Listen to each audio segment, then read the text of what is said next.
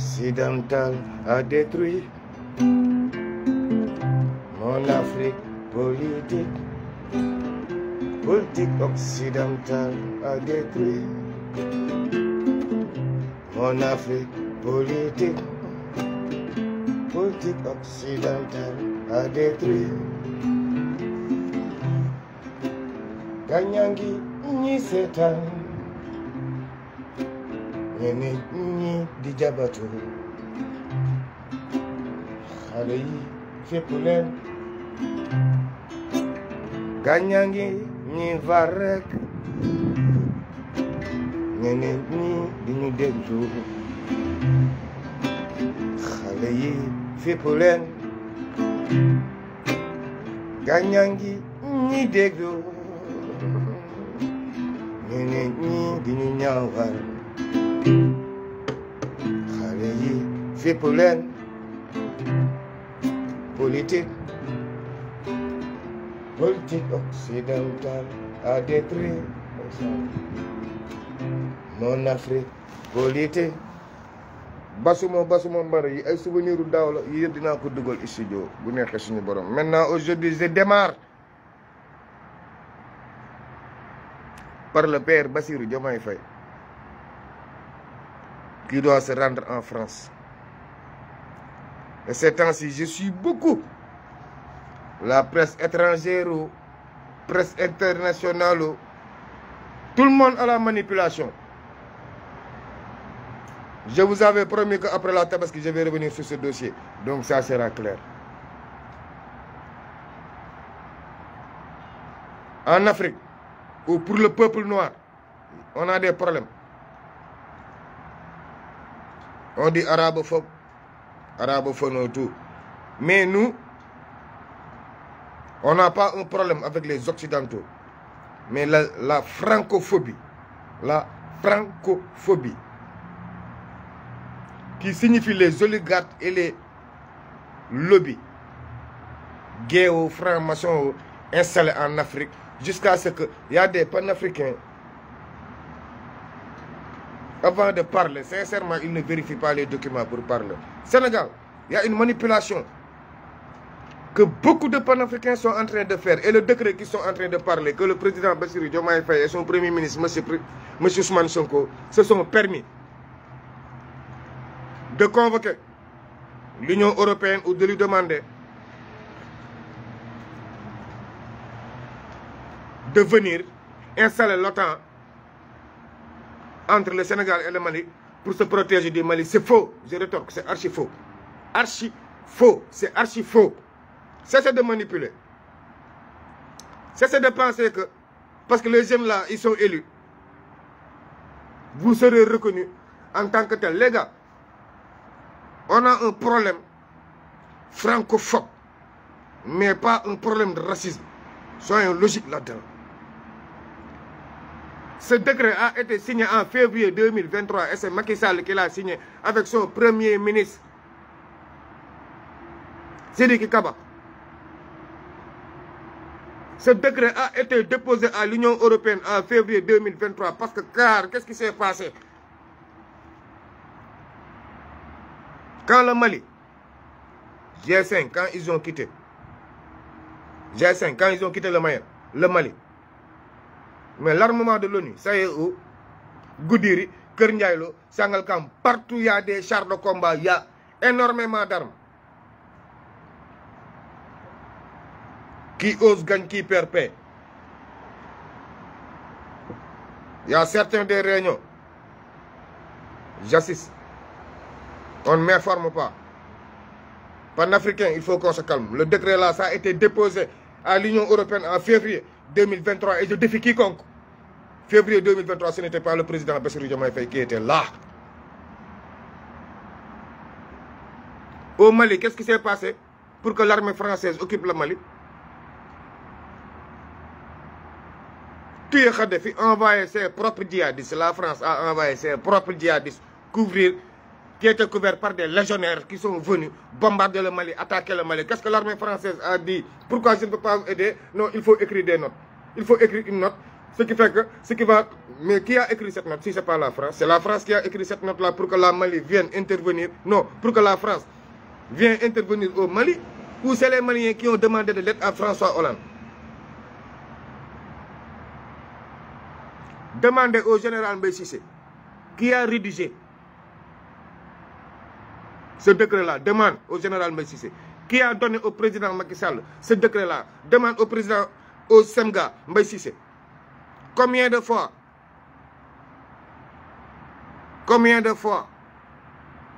il y a 2 généraux qui avaient refusé? C'est les généraux même qui l'ont changé, qui ont dit qu'on n'a pas besoin de vos hommes, mais d'armes. On a besoin d'armement, mais pas d'hommes. Chers Africains, cessez de trahir la mafia africaine. L'Union africaine, on va la travailler au calme, mais cessez de manipuler. C'est pas parce qu'il y a des dessous de table.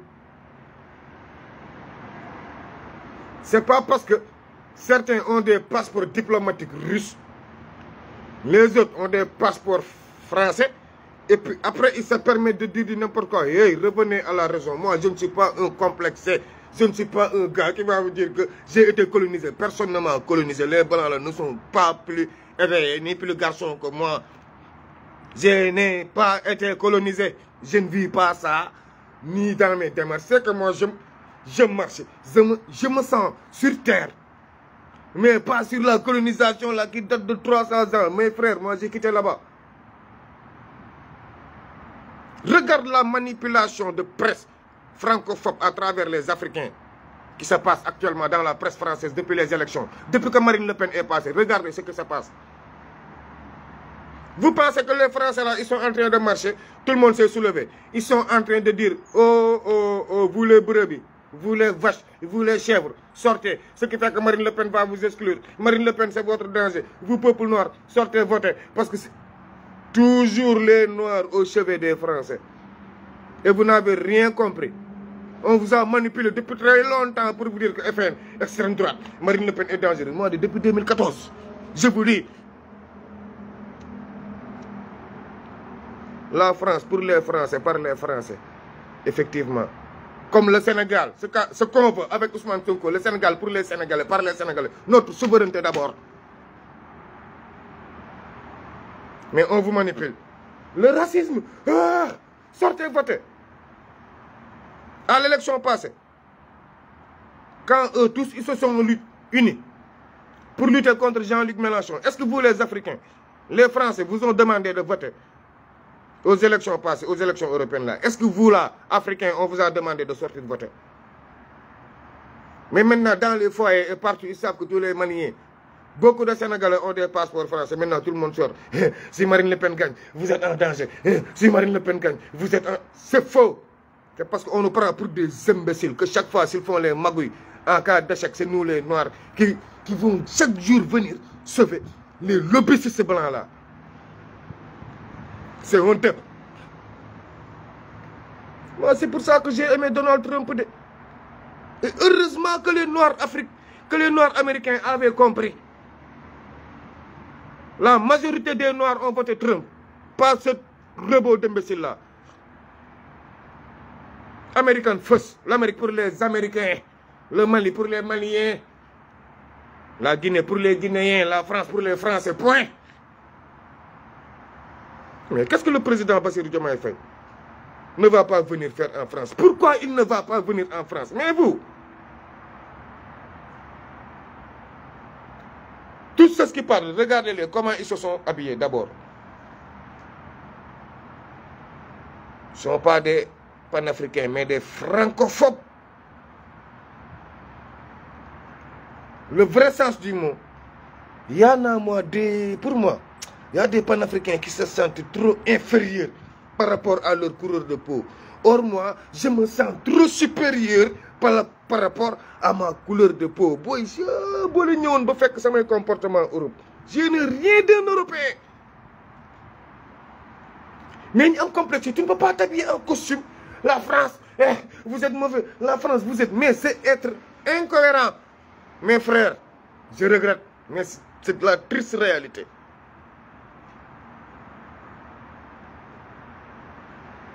Des fois, vous parlez de la France, mais au lieu de parler du gouvernement français, mais vous parlez de la France. Or, sur 65 millions d'habitants, nous, on n'est même pas 17 millions. Mali, 22 millions d'habitants. L'école malienne, on vous a dit qu'on s'est séparé. Le Mali s'est séparé de la France. Maintenant, l'école malienne, elle parle quelle langue si ce n'est pas le français? Shell, est-ce que Shell a quitté le Mali? Total, ils ont quitté le Burkina et les autres pays. Ibrahim Traoré, quand il veut parler à l'opinion internationale, il parle quelle langue? Assimi Goïta, il parle quelle langue? Tiani, il parle quelle langue? Mamadi Doumbouya, il parle quelle langue? Il y a des choses qu'on ne peut pas forcer brutalement, sevrage brutalement, ça peut tuer l'enfant, parce que ça concipe l'enfant. Mes frères et sœurs, revenez à la raison. Bassirou Diomaye Faye va venir parce qu'il sait qu'en matière d'État, il n'est pas ami de Macron, ni ami de son premier ministre. Il s'en bat les couilles. C'est un jeune sérieux très fier de lui. Et vous allez voir sur les discussions. Prions que Bassirou Diomaye Faye soit invité à l'Élysée. Et Bassirou Diomaye Faye, monsieur le président, mange tout ce que tu veux manger, mange. Lekkal ba suur luñ la yakal lekkal mien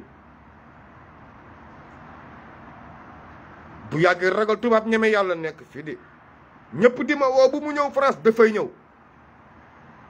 jàkkaarloo Macron si bët wan ko ne man xale bu ndaw laa moo far premier ministre bu ndaw noo day ñëw jàkkaarloo ñoom si bët nuyu ko ne ko Sénégal peuple bi nee nañu suñu or dañ ko war gérer peuple bi nee nañu Bolloré suñu port bi ñun dinañ ko jëlee suñu bopp peuple bi nee nañ te yow Bassirou boo jógee fii fexeel ba duggal ma nag Turquie ndax Turquie sonal nañ ñu ma ñàkk sama ndey Turquie les Sénégalais souffrent énormément là-bas te yéen Turquie yaa ngi fa investir ndeyu Sénégal yëpp teg ko fan.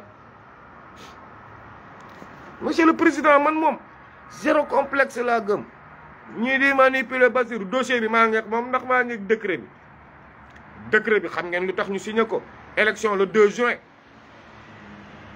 te France bi Bassirou Diomaye Faye di ñëw ñoo ko signé ak Macky Sall élection reporté jusqu'au 2 juin gis nga bu ñu ñëwoon waaw wala bu Sonko d'accord woon bii heure Sonko du bokk Diomaye du bokk Cheikh Tidiane Dièye du bokk Pa Habib Sy du bokk pour muy clair bokk prévision bu ñu taalee dëkk bi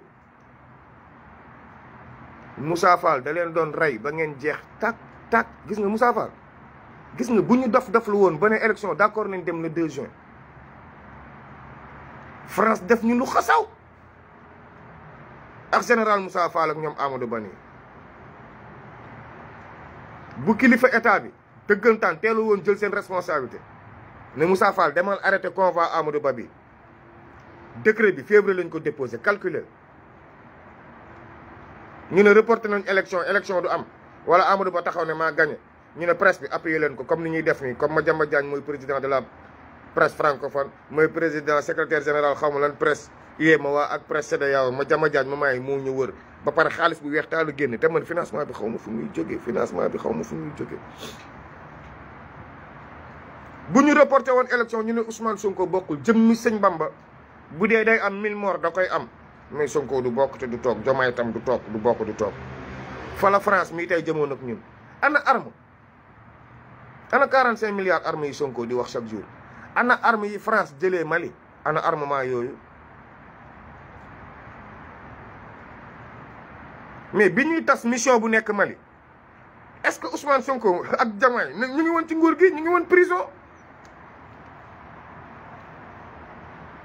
armes yi keroog kenn interpellé na bi dama grand arme Nations Unies yi mu ngi Kër Ndiaye mu ne ko décret moo ko fa dugal ngir yàlla boo ma gisee laayfal boo ma gisee fexeel ba message boobu fekk na ñu naan guddi googu lañ naan Bassirou Diomaye Faye war na génn prison ci lañ mën a grand li fi nekk nii ñi gaw ma ne mën a leen déedéet arme yooyu décret moo ko fa téye kenn mënu ko fa jëlee am na ku ma ci interpellé ma ne ko arme yi kenn mënu ko fa jëlee ak armement française bi nekk Goudiri kenn mënu ko fa jëlee décret moo ko fa téye kon décret bi africain yi di leen wax di fen di ruutale di ràmbaaj moo mag Bassirou Diomaye Faye ak nguur gi looloo fa andi arme yooyu fa nekk looloo fa andi militaire français yooyu nekk Goudiri décret bii pourtant xoola France da ko bind déposé amagul sax validation au niveau de l'Union européenne France ñëw installé te teg ko fan Macky Sall moo leen joxoon autorisation bi mais la France c'est installé avant Bassirou Diomaye Faye yow ci lañ yokk effectif bi pour wër Mali loolu du ñun te décret bi keroog gars yi dañuy def yëfu état rek parce que décret bi gis naa benn parti boo xam génn na ci décret bi am na parti bu ci génn décret bi am na parti bu ci génn parce que décret bi dafa amoon beneen sensibilité bu ndaw sensibilité boobu général Birame moo ko ci génnee moo tax ñu rectifier ne Sénégal soxlawul ay hommes pour vous les panafricains Sénégal le Sénégal n'a pas besoin d'hommes mais d'armement armement Sénégal tey s'il veut ils vont aller acheter leurs armements en Russie aux États-Unis Cuba Venezuela or Macky Sall fan la ko daan jëndee Ukraine ak yeneen dëkk yi wër Ukraine Biélorussie kan moo ko doon dem commandé ñoom Doro Gueye ñii tey ak ñoom Thierno Bandam am nañu lu ñu mën a wax lu bëri décret bi du Bassirou Diomaye Faye de mais décret bi Union européenne da ko validé moo tax il fallait que mu génn conseil des ministres suba nag lii xew France laa leen ni teel a wax le 20 jàpp leen ne bés bu Macron recevoir Diomaye dina ko ne armée française nañ ci wax parce que dañoo soxla suñu souveraineté billahi président balaa moo ñëw sujet yu ñuy waxtaane xoola non déedéet loolu on passe décret yi bokk na ci dañuy récupérer suñu ressources yëpp décret yi bokk na ci contrat yi foog ñu négocier ko jëmmi sëñ Bamba billahi décret yi loolu bokk na si seen waxtaan moo France Diomaye Faye ñëw fi pour xaritoo il s'en fout de la France il est là pour les intérêts du Sénégal bàyyi leen manipulation bu métti gis nga politique bi dafa dangereux parce que manipulation bee bëri te yéen ñi di def étude psychologie lan moo tax pël yi bëgg nekk Afrique dëkk yëpp pël yaay dérangé Mali pël yaay terroriste Conakry pël yaay saagaate Sénégal pël yaa bëgg def lu leen neex Centre Afrique pël yaa fa andi guerre Burkina Faso pël yaay djihadiste Niger mais pourquoi pourtant peuple pël c'était des nomades xam nga ñoom dañ daan bouger lu bëri mais lu tax tey Sénégal pël yaa ngi ci terrain bi yëpp di saaga nday Sénégalais yëpp moment bi pël yi te pourtant ñu ngi dëkk biir Sénégal mais ñiy def étude psychologique nag ñooñu nag ñoo ci war ñëw dem jàng au juste origine pël yi parce que ñoom ak gitans yi fii ñoo yem tam dañuy wër son nomade te dañu ñemee bokkan loolu ban genre état psychologique lañ leen war a yóbbu ñoom ñëw ci ministre bi lu mu duggoon ci Sonadis samay Sonadis ñëwati na ndax Sonadis bi rek maa ne dañu live delloo ci caisse de précaution du gàtt Sonadis te yaru te réglé sinon nguur gi mënul concurrencer ñii du mos a wàññi dund gi 72 heures Bougane yi nag suba lay mat kilifa bu ñu la joxee cër da nga koy jox sa bopp ne woon naa la du ma la bul ma génnee sama réserve ay saaga nday nga ci teg noo di jaay réew comme da nga réew suba Idi la missionnaire sama boy bi pass naa ko affaire yi de Idi TikTok suba dina la gaañ Bougane Idi dina la gaañ Idi va te blesser su ma la ko waxee rek takk ko téere Idi dina la gaañ su ma la ko waxee takk ko téere Bougane sa réewandi gi ngay jaay ak sa arrogance bi teg ko fan Sénégal yéen Bougane lu ko santuloo Guèye santul Guèye de nit ñi ay ñoom Wally Seck ñoo ko santuloo Guèye Bougane santul Guèye de Dani la sant dem leen xool certificat ak déclaratif bu papam defoon mooy déclaration d'homme ba Bougane Dani la sant Dani la sant sori na nekk naar Bougane est tout sauf un Mauritanien dafa soreek naar sax waaw Dani ouragan ou papé mooy papam un grand ingénieur béninois bu ñu jëloon affecté ko Mauritanie Bougane Dany la santul Gueye bi yaayam sëyee noo ci sëy bi sutura mag ñu njëkk ya moo tax tey Gueye bi nekk si mais Bougane noo bi Dany la Bougane Gueye mooy prénom waxuma loo xam leeru ma ndax tey tuuru baayam laa leen jox Dany Ouragan ou Papé mooy papay Bougane Dany Ouragan ou Papé lu tabaxu Mauritanie yëpp lu bëri kooko ko fa tabax ingénieur bu mag boobu moo fa tabax Mauritanie boo koy bàyyee Bougane Gueye Dany bii biir Ndar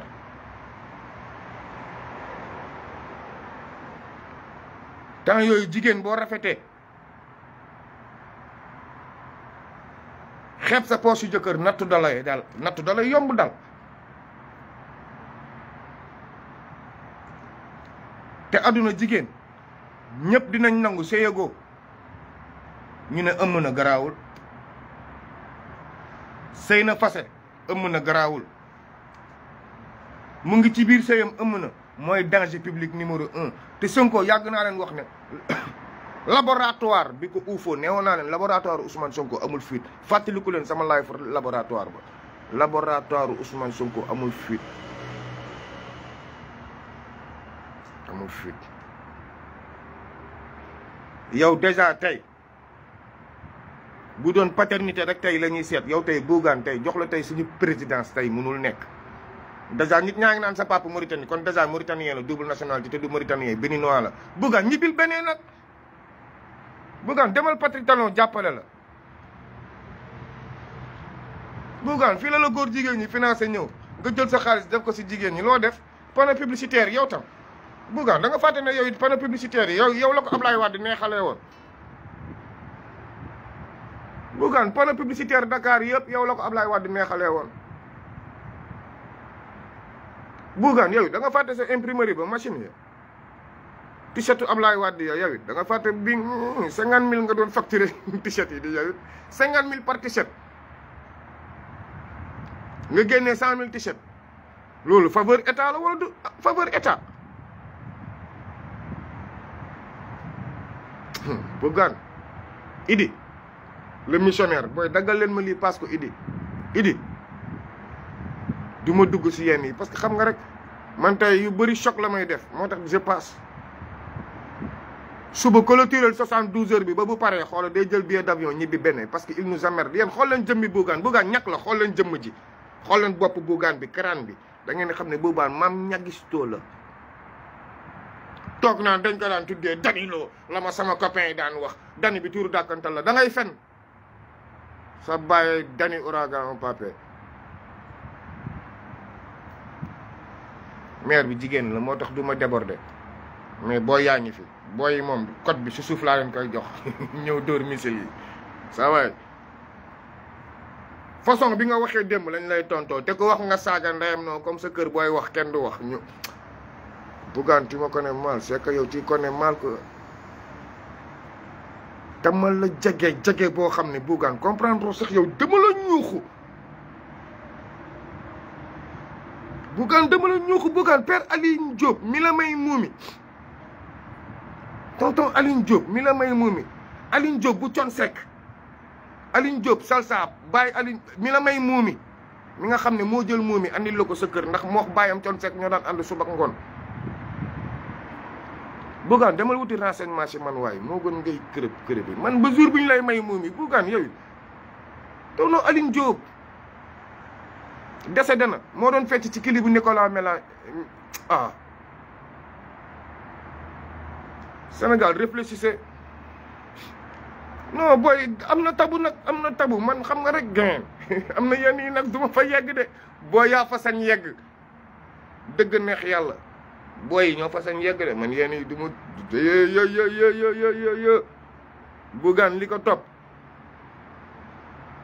non bàyyil booy Idi géré ko Idi suba 22h fexe leen ba dugg TikTok man maa leen promettre loolu man maay clôturer Bougane suba maa ko jox Idi ne ko booy gérer clôturer bi Bougane ruux ko man daal tey tuuru baayam dinaa ko joxe nu mu juddoowul nag booy munuma ko personne pop munuma ko parce que man rek nekkuma foofu di ñëw nag tëjee tabaski ndax yéen Sénégal maa ngi gis jigéen yëpp a ngi solu di rafet di nice wante nag sama jabar a fi dàq njaay dakku ñaa njaay sama jabar laay njëkk ne waaw sa tabaski balle ñu àq ñu ngi fii si Europe bi di ko ñafe di ko galéré immigré immigré moytu leen immigré moo gën a wóor moytu gis nga Sénégal foog ngeen moytu immigré c'est très sérieux foog ngeen moytu immigré xam naa lu may wax c'est très sérieux da ngay dajeeg booy ñu xëy nekk démb ñoom ñëpp joobi nañ démb booy yëpp a ngi doon dóor waar dimanche en plus ñun dépôt amuñu jour immigré pourtant seen kër yi ñu ngi solu nice happiness tabaski mu neex mu jax may sant sama gars yi rek li ma leen wax rek yéen ñi nekk ci ginnaaw ñi nekk droite ñi nekk gauche sama awo bi daal awo yëpp félicitation seen tabaski neex na baal lañ ñu ak ay góoru toj-toj lañ kenn mënu ñu tere def toj-toj góor yëpp a yem góor yëpp a yem mais ku mën a toog 30 ans yàlla bu si cat dugg la famille Ndiaye dakku ñaa Ndiaye jërëjëf sama lépp Casamance la sama origine yëpp sama jabar yëpp waa Ziguinchor lañ ñaareel xaritu jëkkëram la yooyu ay yëfi fen la góor bàyyi leen naa féq sama aawo fi gën sama ñaareel la fi gën sama ñetteel la fi gën sama ñeenteel la fi gën cinquième bi moo fi gën sixième baa fi gën septième bi fa xas naa ko loolu laa gëm ñoom ñëpp ay aawo lañu boo nekkee si ñoom boo bëggee régler sa kër koo dem aaye ji rek na nekk aawo kon bu yoonam nekk si kay yow it bu sa yoon nekk fële nga régler sa kër mais ay bu daanu jotee rek xel gàtt gars yi dañuy dul bay jubilé jot su dey basuma mbare su ko non ko abidé iba famale ja suba li laay war a suuli dem leen ci booy Idi le missionnaire TikTok hey Bougane Bougane waroo woon saaga Sonko ba pare nag ay saaga nday yu métti la saaga si otom mais booy je vous en prie yenn audio yi c'est pas la peine yokk xaru karaw la buñ ko waxee tam dañ naan dañu monter voix bi ak monter wuñu ko c'est pas grave dam leen ni ko ñaan rek Bougane sa booy dinañ partager audio yi dinañu kon lu ba séddale ay audio ba ñëpp jot si comme yaa mun saaga ndey nag woo leen saaga leen seen ndey ñoom ñoo nekkoon si oto bi xoolal ku la ci enregistré yàlla bu mu nekk sa doom nag Sénégal ñun papa kenn moomu ko